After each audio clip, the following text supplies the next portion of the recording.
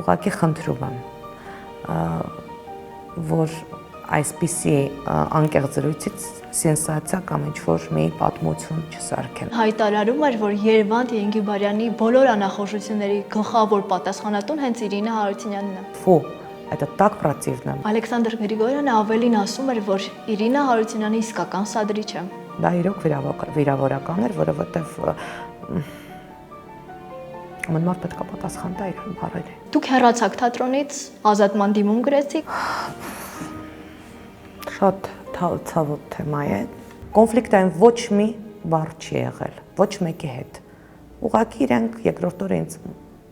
ուղղակի բարև չտվեցին։ Եվ իրանց դուր չէր գալիս այդ սայուզը։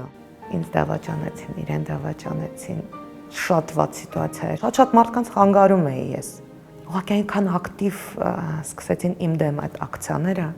Нельзя так, просто нельзя. Не дай бог кому-то оказаться на моем месте, когда за одну секунду теряешь и друзей,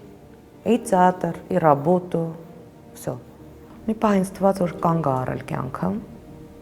բայց չէ, կյանքը շարունակվում է։